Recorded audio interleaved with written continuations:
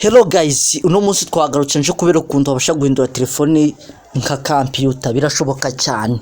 Hari umunyeshuri hano ngaho watubajije ati se ni gute abasha guhindura telefone computer. Uno munsi rero nanjye nkabanje kubera ukuntu abasha guhindura telefone computer. Icyo ngusaba niba ari ubwambere ugeze kuri no channel yanyu ya YouTube, ndagira ngo usaba kandi subscribe asige tujye tubana buri munsi. Umuntu ugeze hano gabwa kwatangira rero nkwereka ukuntu wabasha guhindura telefone nka computer biroroshye cyane. Wagiye ukoresha imashini arabibona kari imashini nga application ziratenze neza, ushaka wakongeramo izindi bitewe n'ibikunyuze cyangwa n'ibyo ukunda. Dore zose ni imashini ari kiri telefone. Dore kugira mbere kini telefone mutagira ngo ni imashini turi kubikoreraho turi kubiberekeraho, ni imashini ni telefone ariko twahinduye imashini. Nawe rero uko umuntu ushaka kumenya uko babikora yareba ino video kugeza itangiye kugeza irangiye kugira ngo mbashe kumwereka ukuntu yabasha kubikora. Rero nukwatangiye ukuntu mbasha kukwereka ukuntu batubwira ati iyo video muyikoreho y'ukuntu abasha guhindura telefone computer. Twavuze ati reka bibahereze dukorera. Rero kugira uhindure phone ya computer bisaba iki cyangwa kugira ngo ubikore bigenda bite? Urafungura Play Store yawe ku muntu ndabizi bese Play Store murayifite kukubwira application uri downloading. Yo kubikora mu buryo bwose kugira ngo video nkagiba ndende kuko hari abanga kuyireba bitewe n'ukuntu video yabaye ndende. Urakanda no kuri search hejuru, urasearchinga application ya mbere hano hejuru, wandikemo ngo computer. Iyi ngiyi yanditse ngo computer clutch pro, uraza downloading iyi ngiyi. Ngiye urabona kira cyari kwiyestara iyi ngiyi. Iyi application ngiye urabona kira cyari kwiyestara ariko ntago nayirangiza. Nawe rero urafata downloading ino application iyi ngiyi, iyi computer clutch, iyi ngiyi yo hasi sorry gato, iyi ngiyi yo hasi kandi computer clutch pro, iyi ngiyi urayidownloadinga. None udownloading n'indi nayo kubwire n'indi nayo downloadinga, na uradownloadinga n'indi yanditsemo ngo computer. Iyi ngiyi computer lock screen orientation, iyi ngiyi na urayidownloadinga. Iyi ngiyi asigaye ngiye kukwereka ukuntu wabasha guhindura telefone ya computer. Abandi mwahoraga mwibaza ibyo bintu mukibaza se bikorwa gute bigenda bite kugira ngo ubashe guhindura telefone ya computer. Ntago bigoye ahubwo nuko utarubizi, nicyo kintu cyatumaga utabasha kuba wabikora. Rero twagiye rero gutya twatangiye tugiye kunyuzamo twihute kugira ngo video ntikagitinda. Urafungura rero application yawe, tugiye kuyikora open. Nawe urarindura downloading irangiye, twe tugiye kuyikora open kuko yarangiye, twe tugiye kuyikora open. Nawe rero urahita ukora open y'ino application, urayifungura. Rero nuyifungura urahita ugera hano rero urahita ukanda allow. Nukanda allow barahita bakugeza hano ngaha, urahita ukanda hano ngaha kuri disable all the apps usubira inyuma.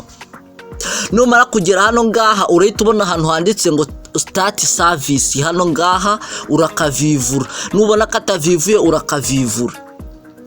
Numara kukavivura urahita umanuka hasi, urahita ubona ahantu handitse ngo select screen orientation. Aha ngaha urahakanda. Numara kuhakanda uraza uhitemo hano ngaha handitse ngo portrait kugira ngo ize kuza ko bihagaze. Dushaka twayikora itambitse ariko rukatuyikora ihagaze. Noneho urahita urahita uza kuri ino application iyi ngiyo hejuru, ariko ibi ngibi ndabikora kuko igihe bashobora kutabikoherereza. Reka ndaje nkwereka aho ubikura naho bisanga. Bashobora kutabikoherereza ugasanga wowe ubuze uko ubikora. Urasearchinga rero ni application ya kabiri. Rero iyi ngiyi ya mbere twayikoze open, ahubwo tugiye kwiriya computer kugira ngo nayo tubashe kuba twayikora nayo open, turebe se yo imeze gute. Urafungura rero ni ngiyi bita computer clutch pro. Iyi ngiyi urayifungura. Numara kuyifungura urahita ukora open. Urakora open yayo, urarindira gake bite na connection ufite, urarindira gake. Urabona ko telefone yacu rero isiza hano ngaha, urarindira gatoya bari kuduhereza amabwiriza. Hano rero urabona ko telefone yacu yahindutse nk'imashini. Ahasigaye icyo dusigaje ni uko twayihereza uburenganzira bwo kugira ngo ibashe kuba yakora nk'imashini. Kugira ikore nk'imashini urabona ko ni telefoni imashini. Reba ni telefoni ubwayo uzajya ukoresha nk'imashini n'ubundi nta cyahindutseho, nta kindi gitangaza kindi cyayibayeho, ikora nk'imashini. Niba utaruzi ukuntu bikorwa cyangwa utaruzi ibisabwa kugira ubikore, ndakeka kubikora bibashe kukorohera. Ngiye kukwereka n'ukuntu wabasha kuyitenga ikaba imeze neza, ikora nta kindi kibazo na kimwe ifite, kuko hari benshi babikwereka gutya bagahita bigendera ntibakwereke uko uyitenga. Ngiye kukwereka rero ukuntu wabasha kuyitenga kugira ngo nawe ubashe kuba wajya uyikoresha n'ubundi nk'ibisanzwe ariko itenze neza nta kindi kibazo kindi ifite. Twagiye rero, urahita uzamuka hano hejuru, unjira hano muri setting ya telefoni yawe. Numara kwinjira muri setting ya telefoni yawe uramanuka hasi, uza hano handitse ngo system. Numara kuza hano oya sori gatoya turasubira inyuma kugira bitworohere kujya tubikore. Urakanda hano handitse ngo app management.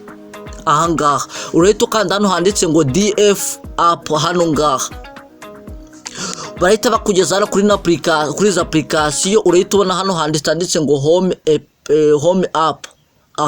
Urakanda, nuwakanda urahita uhereza uburenganzira in application iyi ya mbere gutya. Asiga usubira inyuma. Kwibutsa ko ushobora no kubisacinga cyangwa wenda ukabisacinga birakunda nabyo nta kibazo. Ushobora kubisacinga cyangwa tukemeza ka kantu bari kuduhereza hasi. Urabona ko telefoni yacu nta kindi kibazo ifite. Ni telefoni ikora neza, ufungura connection ukayifunga nta kindi kibazo kindi ifite. Ndakeka akangaka ariko k'ingenzi nakwereka ukundi ubasha kuyigira. Rero kugira ngo ubashe kwitenga neza hano ngaha bisaba iki rero? Uraza niba ari aha ngaha ukabasha kuba wakanda, niba ushaka gukuramo ino application yi urayikandaho cyane ukande remove, wongera ukandeho cyane kwiyi nayo ukore remove. Ariko twege turakuramo iyi niyi wenda asigaye duhite twongeramo izindi dushaka. Uraza hano ngaha muri search rero, hano ngaha urasacinga iyo ushaka. Niba ushaka ngo haze kuza ku YouTube urayikandaho irahita hano. Niba ushaka ngo haze guhita hazaho sori gatoya mbaye nk'ufotora ariko twabikubye twagiye. Urashaka kuza kufotora cyangwa gukora ibindi bintu byose, uraza kuza none ushaka waza no gushyiramo izindi application bitewe n'izukira cyangwa n'izukunda cyangwa n'izikunyuze. Noneho hasi n'aha ngaha hasi naho wahashyira izindi nazo ntacyo bitwaye. Wahashyira ushobora kwashyira TikTok ngiyi ukayihashyira ukajya ukoresha imashini. Arabibona ko ari imashini, urabona ko ni imashini. Wakinjira mu ntuze mu setting zawe, nakweretse uko wabasha kuyitenga ndetse n'ibisabwa kugira ngo ubashe kuba wayitenga. Dore iyi ni imashini, dore wifi byose birahari. Dore hano nga application ziratenze neza, ushaka wakongeramo izindi bitewe n'ibikunyuze cyangwa n'ibyo ukunda. Dore zose ni imashini ariko iri telefoni. Dore kugira mbere kini telefoni mutagira ngo ni imashini turi kubikoreraho turi kubiberekeraho, ni imashini, ni telefoni ariko twahinduye imashini. Nawe rero uko umuntu ushaka kumenya uko babikora yari bino video kugeza itangiye kugeza irangiye kugira ngo mbashe kumwereka ukuntu yabasha kubikora. Rero nuko atangiye ukuntu mbasha kubera ukuntu wabasha guhindura